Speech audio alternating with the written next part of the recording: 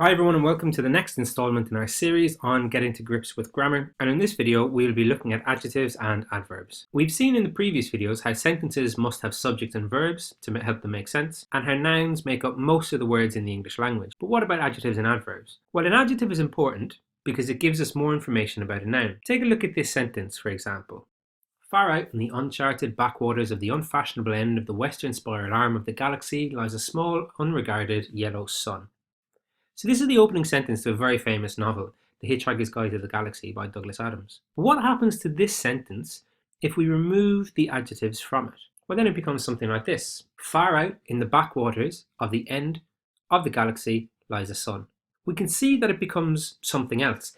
It reads almost like a textbook, giving plain, factual information. So what are adjectives really about then? Well, they give us more information about nouns, things. They allow us as writers to give our reader more information so that they can begin to build up a picture in their mind of what it is that we are talking about or what it is that we are trying to describe to them. We can write without adjectives, but it becomes boring pretty quickly. So although they are optional for most writing, they're still necessary. Can you identify the adjectives in the following sentences? Maybe pause the video for a moment before seeing the answers. So the orange flames engulfed the small kitchen. The crystal blue waves crashed onto the golden yellow sand. The running water washed over the huge rocks and down the side of the steep hill. You'll probably have gotten all of those, maybe with the exception of the running water. That's a little bit tricky because it looks like a verb, but it is in fact an adjective. So if adjectives tell us more about nouns, then adverbs tell us more about verbs. Many adverbs end in ly. So here are some examples. The bus moved quickly through the town. The police thoroughly examined the crime scene for clues. And the boy cried softly as he said goodbye to his puppy.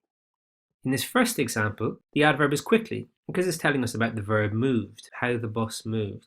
And in the second, the adverb is thoroughly. Again, it tells us about the verb examined. How did they do the examining? Well, they did it thoroughly. And in the third, the adverb is softly, as it's telling us about how the boy cried. So we can see in each of these sentences there is a main verb, moved, examined, and cried. And for each of those, there is an adverb telling us how that was done. In the first sentence, the bus moved through the town. Quickly gives us a much better idea of what's happening and how things are moving. There's another type of adverb as well that doesn't end in ly, but it still gives us extra information about a verb in a sentence. For example, what do you think the adverb is in the following sentence? Well, the adverb here is every day, as it tells us how often that verb is done. It is giving us more information about the verb. In this video, we've seen that adjectives and adverbs give us extra information in a sentence. An adjective gives us extra information about a noun, while an adverb gives us extra information about a verb. While a sentence can make sense without them, they are important for conveying a sense of mood, tone, and giving a reader a fuller picture of what it is that you are describing for them.